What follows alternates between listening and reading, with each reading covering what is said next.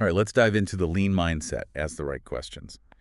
This book by Mary and Tom Poppendieck, it's it promises to reveal quite a bit about innovation and navigating this, ever-changing business world. It really does, and especially with, well, everyone seems to be struggling to keep up with all this new technology and customer needs that just keep changing. What really stood out to you from this book? You know what?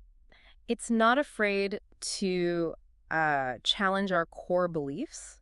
The things we think about work, talent, problem solving really gets to the root of how we approach work. So it's more than just like a how-to guide. It's about those deeper beliefs that shape everything we do. Absolutely. The authors, they talk about something they call a fixed mindset. That's when you think talent is, you're either born with it or you're not. Okay. Then there's the growth mindset, where you believe talent is something you can develop, constantly learning and growing. I like that. And they illustrate this beautifully with the story of Jaime Escalante.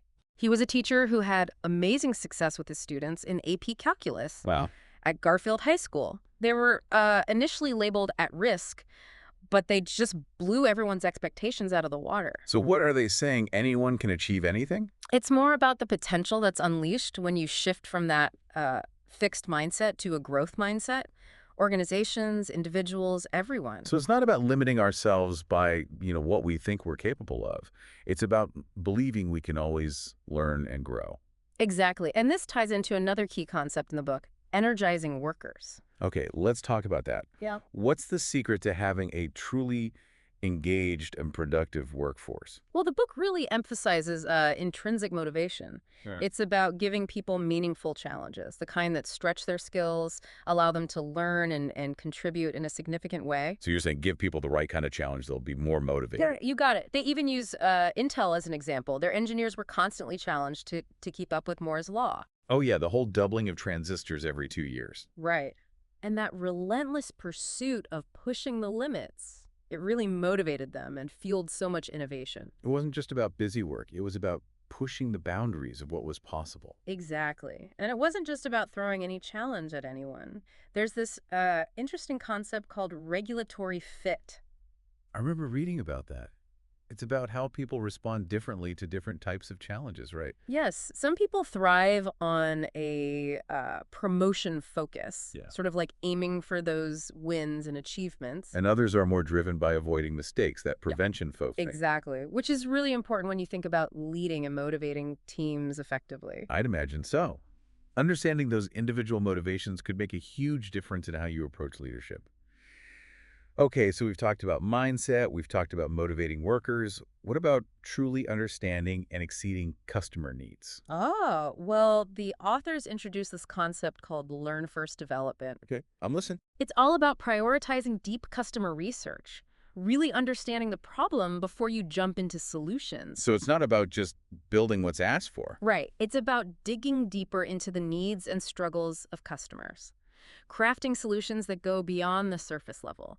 Like, the Wright brothers. Sure, the airplane guys. Well, their meticulous approach to developing the airplane, it really highlights this concept. All that research, experimentation, it set them apart from everyone else. And ultimately led to their success. Exactly. And this applies to businesses today just as much.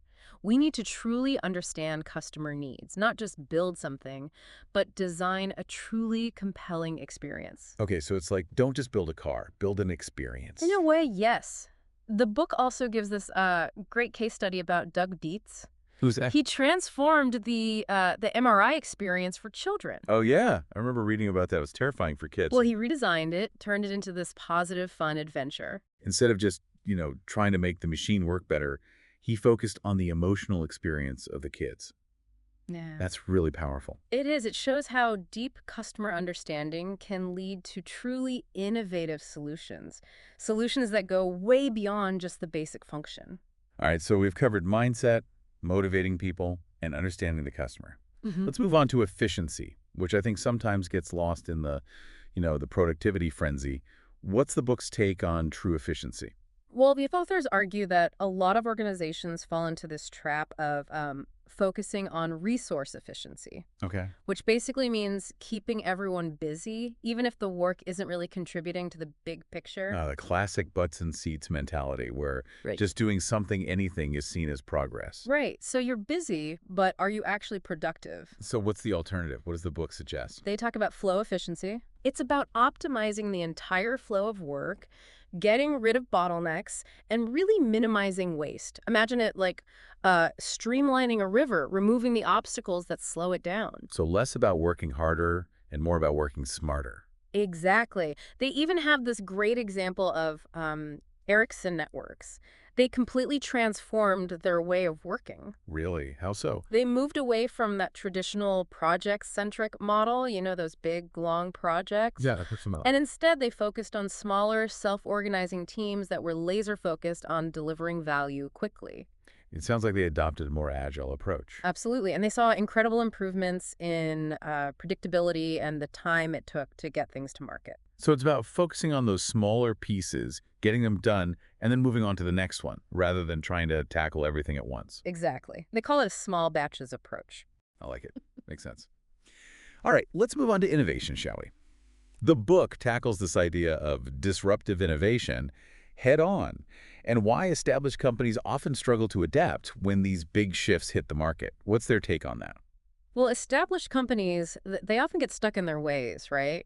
Focusing on small improvements to existing products. Right, so they're playing it safe. Kind of. They're serving their current customer base, but sometimes that focus blinds them to emerging trends and then boom, some disruptive technology comes along. So it's like what brought us success in the past might not be what helps us succeed in the future. Exactly. They use this really fascinating example of Schibsted Media Group. It's a Norwegian newspaper company. Okay. And they successfully navigated, well, the whole internet thing. Well, not many newspapers can say that. Right. They did it by creating online classifieds. And here's the thing, it actually ended up sort of eating into their existing business. So they were disrupting themselves. That's bold. It was, but it was also smart. They understood that clinging to the old ways would eventually be their downfall. So they were willing to cannibalize their own business to stay ahead of the curve. Exactly. It's a powerful example of the importance of challenging our assumptions and embracing change. Even when it shakes things up a bit. Yeah. So what else does the book say about fostering a culture of innovation? Well, they really emphasize the importance of experimentation, not being afraid to take risks and seeing setbacks as valuable learning experiences. So it's about creating a culture where people feel comfortable trying new things, Yeah. even if they don't always work out. Exactly. And it's not just about small companies either. Even large organizations need to embrace this kind of thinking.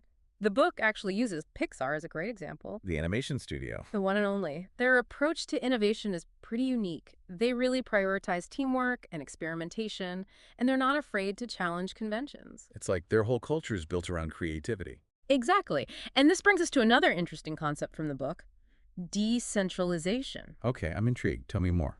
The authors argue that giving smaller teams more autonomy and aligning them closer to customers can unlock a ton of creativity and responsiveness. So it's about empowering those on the front lines, the ones who are closest to the customer. Exactly. They're the ones who often have the best insights into what customers really want and need. But isn't there a risk that giving up control like that could lead to, chaos? Yeah. Or inconsistency? There's always that fear, right? But the book argues that a certain degree of what they call managed chaos can actually be beneficial. Managed chaos. I like the sound of that. It's about finding that balance between giving teams the freedom to experiment and learn quickly while still maintaining some level of overall cohesion. So it's not about just letting everyone do whatever they want. It's about creating a framework for innovation. Right. And they have some good examples of companies that have done this well, like Intuit and GE. Interesting. So how did they approach it? Well, in different ways, but both found ways to tailor their structures to really nurture innovation. GE, for example, they empowered their local teams to develop products specifically for emerging markets. So they were really focused on meeting the needs of specific customer segments. Yes, and it led to some pretty impressive growth in those regions. Plus, those innovations ended up being successful in more developed markets, too. So it was a win-win. They were able to tap into local expertise and create products that had broader appeal. All right, let's move on to a topic that I find particularly interesting, intuition. The book talks about trusting expert intuition, but given all the talk about cognitive biases these days, isn't it a bit risky to rely on gut feelings? It's a good point, and the authors acknowledge that over-relying on intuition can be problematic, but they make a distinction between novices and true experts. So, like, someone just starting out might be more susceptible to biases. Right. But experts, especially those who have been doing something for a long time and receiving consistent feedback, they develop this incredible ability to make sound decisions based on their experience. So it's not just a random hunch. It's informed by years of experience and knowledge. Exactly.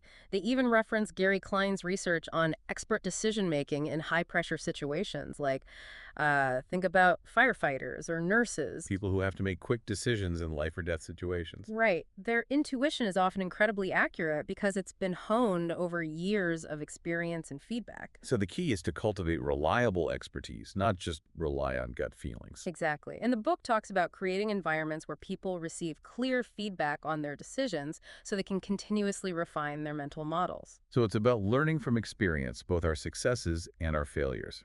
Which brings us to another important concept from the book, embracing failure. Why do the authors believe that embracing failure is crucial for fostering innovation? Well, in a lot of corporate cultures, failure is seen as a bad thing, a sign of weakness. Like everyone's afraid to make a mistake. Exactly. But the book argues that we need to shift that perspective, embrace failure as a valuable learning opportunity. So it's about seeing mistakes as stepping stones Hmm. on the path to success. Right. They have this amazing story about Wikispeed. It's a car company that operates with a global network of volunteers. Volunteers. A car company run by volunteers. How does that even work? It's pretty inspiring, actually. They embrace this open source model, sharing their designs freely, encouraging collaboration. Sounds like a community effort. Exactly. And they're all about rapid iteration and modularity, breaking down complex challenges into smaller, manageable parts. So it's about being flexible, experimenting, and adapting quickly based on feedback. All right. And they had some pretty impressive results. It sounds like their approach could be applied to all sorts of organizations, not just startups. The principles certainly can be. Larger companies can also benefit from decentralizing decision-making, empowering teams to take ownership, and embracing that fail fast, learn fast mentality. It's about creating a culture that's comfortable with taking risks and learning from those experiences. Okay, let's shift gears a bit and talk about motivation. How does the book address the challenge of creating a truly engaged and productive workforce? It's all about tapping into people's intrinsic motivations. It's not just about bonuses and promotions. It's about giving people meaningful work that aligns with their values and aspirations. I think that's so important. When people feel like their work has purpose, they're naturally more engaged and motivated. Exactly. And the book explores this concept of regulatory fit, which suggests that different people are motivated by different things. Some people are driven by achieving goals, while others are more focused on avoiding risks. So it's about understanding what motivates each individual and tailoring our approach accordingly. Precisely. There's no one-size-fits-all solution when it comes to motivation. Effective leaders need to be adaptable and understand the unique needs of their team members. Okay, let's move on to a topic that often gets misconstrued. Efficiency. It seems like everyone is striving for efficiency these days, but the book argues that many organizations are going about it the wrong way. A lot of companies get caught up in what they call resource efficiency. What does that mean exactly? Basically, it's about keeping people busy, regardless of whether the work is actually adding value. So you can be efficient, but not effective. Right. It's about working smarter, not just harder. The book champions this idea of flow efficiency. What efficiency? It's about optimizing the entire flow of work, eliminating bottlenecks, and minimizing wasted time and effort. So less about individual productivity and more about the overall system. Precisely. They use this great example of Ericsson Networks, where they transition from a traditional project-centric model to smaller, self-organizing teams focused on delivering value quickly. So breaking down those big, complex projects into smaller, more manageable chunks. Exactly. They call it the small batches approach. By focusing on completing one feature at a time, they were able to identify and address issues early on, minimizing rework and ensuring a smoother flow of work. And I imagine this also led to a faster release cycle. Absolutely. They moved away from those infrequent, large-scale releases and embraced a more continuous delivery approach. By decoupling releases from specific features, they could deploy new functionality as soon as it was ready. So they were able to respond more quickly to customer needs and feedback. Exactly. This created a more nimble and responsive system, fostering rapid iteration and continuous improvement. It's a pretty big shift from the traditional waterfall approach, where projects often get bogged down in lengthy development cycles. Absolutely. By embracing a more agile, iterative approach, they were able to deliver value to customers more frequently, gather feedback more rapidly, and adapt to changing market conditions more effectively. This reminds me of the book's emphasis on learn-first development, where the focus is on understanding customer needs and iterating rapidly based on feedback. Precisely. It's about recognizing that in today's fast paced business environment, agility and responsiveness are essential for success. Okay, let's dive into a topic that many established companies find daunting: disruptive innovation. The book explores why established companies often struggle to adapt to major shifts in the market, even when those shifts are clearly visible on the horizon. Why is it so difficult for successful companies to embrace disruptive innovation? Well, established companies often become entrenched in their existing products, processes, and customer bases. They're reluctant to deviate from what has brought them success in the It's past. like they're afraid to rock the boat. Exactly. Even if that boat is slowly sinking, they fear cannibalizing their existing business or alienating their current customer base. But isn't that the innovator's dilemma? Holding on to the past can prevent you from seizing the opportunity to the future? Precisely. The book highlights the example of Schibsted Media Group, a Norwegian newspaper company that successfully navigated the transition to the digital age.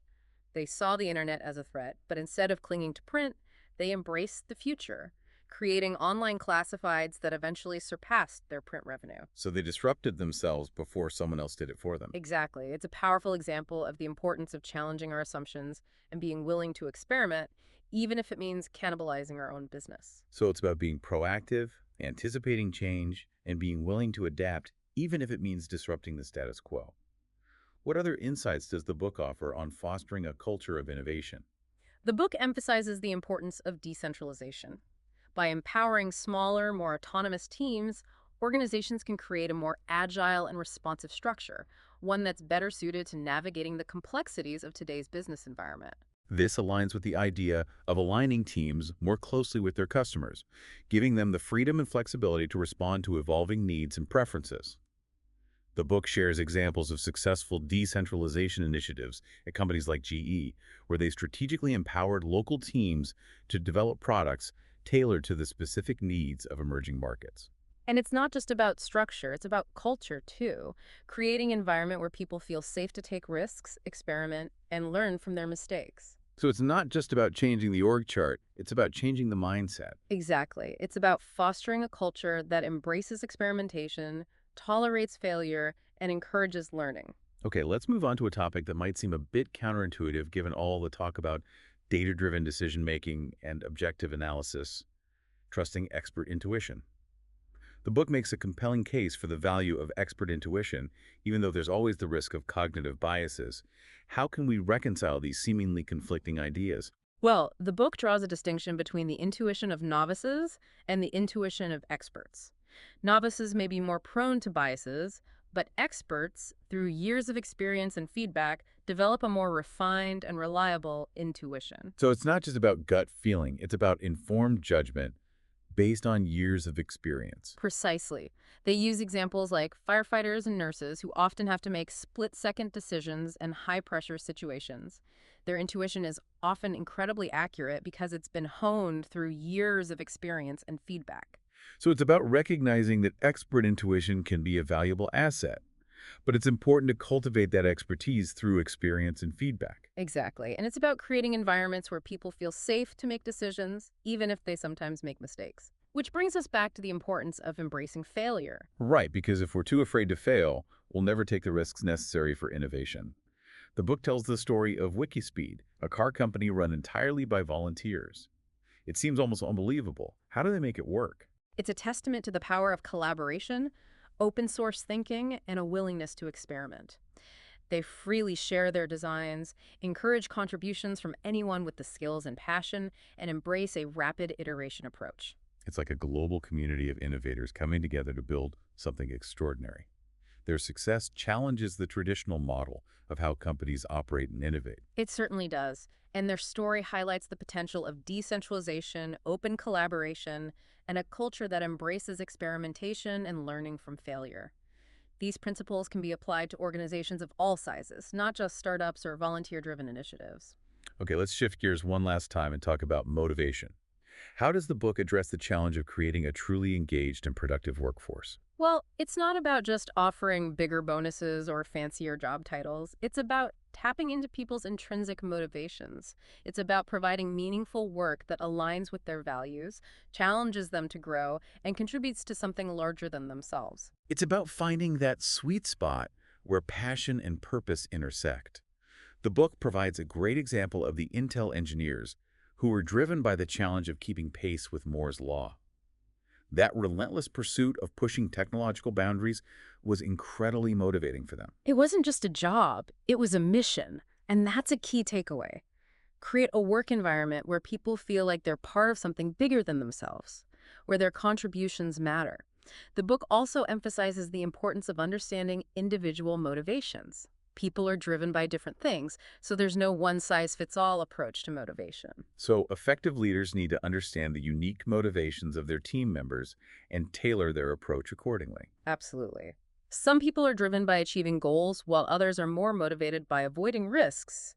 It's about finding what works for each individual and creating a work environment that supports their growth and development. This reminds me of the concept of regulatory fit that we talked about earlier. Exactly. Effective leaders need to be adaptable and tailor their approach to meet the unique needs of each team member. Okay, let's move on to our final topic, efficiency. It seems like everyone is obsessed with efficiency these days, but the book argues that many organizations are focusing on the wrong kind of efficiency. So what's the difference between true efficiency and the kind that's actually counterproductive? Many organizations fixate on resource efficiency, which basically means keeping everyone busy, regardless of whether the work is actually adding value or contributing to meaningful outcomes. It's a recipe for burnout and diminishing returns. So you can be busy but not productive. Exactly. The book advocates for a different kind of efficiency called flow efficiency. Okay, tell me more about flow efficiency. It's about optimizing the entire flow of work, eliminating bottlenecks, and minimizing wasted time and effort. It's about creating a system where work flows smoothly and efficiently from start to finish. So it's less about individual effort and more about optimizing the system as a whole. Precisely. They use the example of Ericsson networks, which transitioned from a traditional project-centric model to smaller, self-organizing teams focused on delivering value quickly. It sounds like they adopted a more agile approach. Absolutely. And they saw significant improvements in predictability and time to market. So it's about focusing on smaller, more manageable chunks of work, Yeah. completing them quickly and efficiently. Exactly. They call it the small batches approach. By focusing on completing one feature at a time, they were able to identify and address issues early on, minimizing rework and ensuring a smoother flow of work. And I imagine this also had an impact on their release cycles. Yes, it did. They moved away from those infrequent, large-scale releases and embraced a more continuous delivery approach. So they were able to get new features and products into the hands of customers much faster. Exactly. And by decoupling releases from specific features, they could deploy new functionality as soon as it was ready, allowing them to respond more rapidly to customer needs and feedback. This created a much more agile and responsive system, allowing them to iterate quickly and continuously improve. Precisely. It's a big shift from the traditional waterfall approach, where projects can often take months or even years to complete. By embracing a more agile approach, organizations can deliver value to customers more frequently, gather feedback more rapidly, and adapt to changing market conditions more effectively. This brings us back to that concept of learn-first development, where the emphasis is on understanding customer needs and iterating quickly based on feedback. Absolutely. It's about recognizing that in today's fast-paced business environment, agility and responsiveness are essential for success. And it's about creating a culture that embraces experimentation, tolerates failure, and encourages learning. The book provides the inspiring example of Pixar, whose culture embraces teamwork, open feedback, and the iterative process of refining ideas through experimentation. It sounds like they've created a truly innovative culture, one that's not afraid to take risks and learn from its mistakes. Exactly, and their success speaks for itself. They've consistently produced groundbreaking films that have captured the hearts and imaginations of audiences worldwide. It really does, and the book even takes this idea further, talking about intentionally introducing failures into our systems. Wait, what? Intentionally causing things to break. They call it failure injection. It's about uncovering those hidden weaknesses, the things you might not find otherwise, make the system stronger. So it's like a stress test for organizations. Exactly. You push things to the limit in a controlled way, find those breaking points before they become real It's problems. like preventative maintenance, but for how we work and operate. Companies like Amazon and Google, they actually do this regularly. They call them game day events, purposely disrupt their systems to see how resilient they really are. So it's about building a culture that expects things to go wrong sometimes, but that we learn from those experiences and become more resilient. Exactly. All right, I think we've covered a lot of ground here. How about we try to sum up the key takeaways for our listeners? Sounds good. Give them a nice, concise 10-point summary they can walk away with. All right, number one, cultivate a growth mindset. Believe that talent can be developed, it's not fixed. Number 2, energize workers by giving them meaningful challenges, challenges that resonate with them personally and professionally. Number three, don't just meet customer needs, exceed them. Really dig deep and understand what they want and need. Create experiences that truly delight them. Number 4, optimize the flow of work, eliminate those bottlenecks, and minimize wasted time and effort. True efficiency is about the entire system. Number five, embrace experimentation. See setbacks as opportunities to learn and decentralize decision making. Number 6, empower smaller teams. Align them closely with customers. Unlock their creativity and responsiveness. Number seven, create environments where people get clear feedback on their decisions. Help them develop that reliable expertise. Number 8, always challenge conventional wisdom. Never stop looking for new and better ways to do things. Number nine, focus on building resilient systems. Systems that can adapt to change. Systems that can bounce back from setbacks. And number 10, remember, the ultimate goal is to create value for customers. Profits are a result of doing that well. I think that just about covers it. We've packed a lot into this deep dive. We have. Hopefully our listeners will find these takeaways helpful as they explore their own lean mindset journey. And remember, the learning never really stops. There's always more to discover. That's right. Keep asking those tough questions, challenge the status quo, and see what you can achieve with a lean mindset. Thanks for joining us on this deep dive. We'll see you next time.